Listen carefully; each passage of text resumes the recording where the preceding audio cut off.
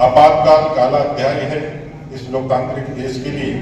यह बात लोगों को बतलाने के लिए भारतीय जनता पार्टी की ओर से एक अनूठा है। न सत्ताधारी जेएमएम कांग्रेस आरजेडी करता है, सभी लोग लोकतंत्र की जीत करके आए, लेकिन कोई नहीं करता है। पूरे देश के अंदर कोई इस बात को लोगों तक पहुंचाने के लिए संघर्ष करता है, बतलाने के लिए संघर्ष करता है, तो एकमात्र आपकी पार्टी है जिसका नाम भारतीय जनता पार्टी है। और उसके नेतृत्व में आज यह कार्यक्रम हो रहा है। उसके अध्यक्ष जमशेदपुर महानगर के सुधांशु ओझा जी, मैं उनके लिए एक और ताली चाहूंगा इस कार्यक्रम के साथ साथ कि कम से कम पहली बार तुलसी भवन से निकाल कर यहाँ तक अपने कार्यक्रम लाया है, इसलिए भी हमको बहुत धन्यवाद। जनरली वो कार्यक्रम जमशेदपुर का जो है वहीं ऑर्गेनाइज हो जाता है, थोड़ा बाहर निकल कर कार्यक्रम करने से विस्तार को बड़ी अच्छा। इस कार्यक्रम में प्रभारी रांची से चल करके आए वरिष्ठ साथी गुरविंदर सिंह सेठी जी, इस कार्यक्रम के संयोजक, प्रदेश के मंत्री नंद जी। आपातकाल में इन लोगों ने संघर्ष किया है, हम लोगों ने कुछ देखा नहीं है, बहुत लोगों का जन्म नहीं हुआ था वैसे उस आपातकाल में इन्होंने संघर्ष किया है।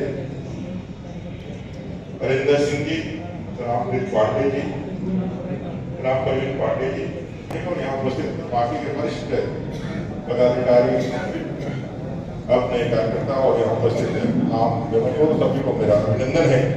ये सत्य और असत्य की लड़ाई ही भारतीय जनता पार्टी और बाकी विरोधी दलों के बीच में है, ये बात हमको पहले समझना है। हम देश की राजनीति कर रहे हैं, हम सच की राजनीति कर रहे हैं, हम संविधान के द्वारा प्रदत्त शक्तियों का प्रयोग करके इस देश के निर्माण की राजनीति कर रहे हैं।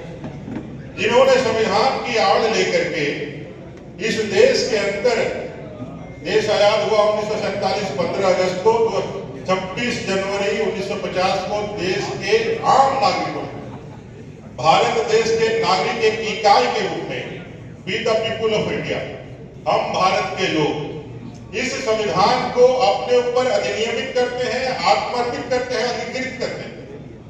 संविधान को पूरी तरह से अपने ऊपर लागू करने का संकल्प भारत में हर एक नागरिक के लिए। हम पर कोई ने संविधान को जो है वो थोपा नहीं है, किसी ने जबरदस्ती हम पे दिया नहीं है। स्वतंत्र भारत के हर एक नागरिकों ने, शहर में रहने वाला हो, चाहे वो दलित हो, चाहे आदिवासी हो, चाहे पिछड़ा हो, चाहे अगड़ा हो, हर एक नागरिक ने, अल्पसंख्यक ने भी इस भारत के संविधान को सर्वोपरि मान करके अपने ऊपर लागू करने का शपथ लिया और उसके बाद देश की व्यवस्थाएं संविधान के अनुरूप होनी प्रारंभ हुई।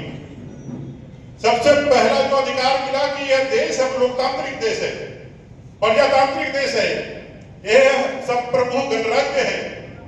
इसमें जो भी शासन पद्धति में बैठने वाला, शीर्ष पे बैठा हुआ व्यक्ति होगा, वो लोकतांत्रिक पद्धति से हर 5 वर्ष में निर्वाचित होकर के आएगा, जनता के मत से निर्वाचित होकर के आएगा और फिर वो शासन व्यवस्था संभालेगा।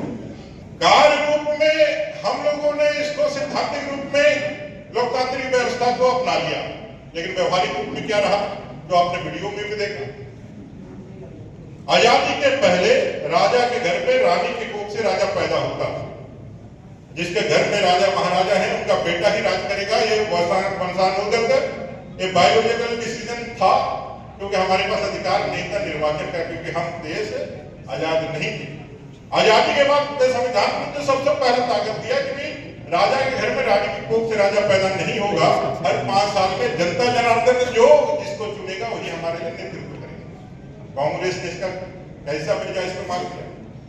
प्रजातांत्रिक देश होते हुए भी इसका गलत इस्तेमाल करते हुए, जो हमारे घोषक कह रहे थे Indira is India, India is Indira, इसकी बीजारोपण करी।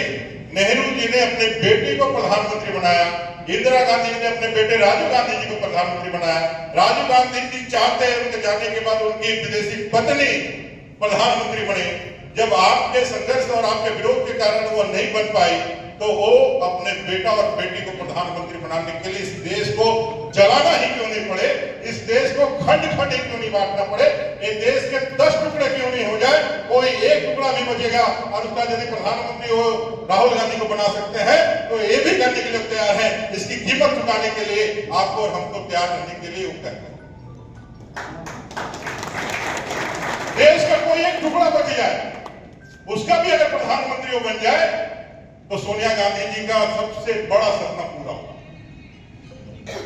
वो नहीं चाहती कि कश्मीर से लेकर कन्याकुमारी तक और मां कामाख्या धाम से लेकर के अपने सोमनाथ तक यह देश जो एकताबद्ध होकर के आगे बढ़ने निकला है, वो ऐसे ही आगे बढ़ते हैं। आज आ रहे हैं, कह रहे हैं संविधान खतरे में है, लोकतंत्र खतरे में है। सबसे बड़ा दुर्भाग्य बात यह है, सबसे दुखदाई ये बात यह है कि चोर मचाए शोर, हम चोर को चोर साबित नहीं कर पा रहे हैं। ये हमारी कमी है। भारतीय जनता पार्टी के कार्यकर्ता के रूप में ये अपराध मैं भी स्वीकार करता हूं, अपने ये कमी मैं भी स्वीकार करता हूं। वो चोर है, उन्होंने वो कहते हैं कि भाई भारतीय जनता पार्टी नरेंद्र भाई मोदी संविधान का तोड़ देगा, संविधान को बदल देगा, लोकतंत्र को बदल देगा। ये उनकी एक कल्पना मात्र है, ये कोई हकीकत नहीं है। कमाल करते हो जी, बच्चे घूमने की इतनी जिद कर रहे हैं और तुम हो कि तुम्हें फुर्सत ही नहीं मिल रही। अब इतनी गर्मी में जाए तो जाए कहाँ? इस गर्मी में मस्ती और फन का आ गया है परफेक्ट डेस्टिनेशन, वाइल्ड वादी, जहाँ है water park, bird park, flower park, trampoline park, amusement park, 250 feet लंबा, जिप लाइन और क्रिकेट स्टिमुलेशन का खूबसूरत नजारा। वाइल्ड वादी, 10 माइल चौक, रांची। वाइल्ड वादी यानी अनलिमिटेड फन और अनलिमिटेड मस्ती।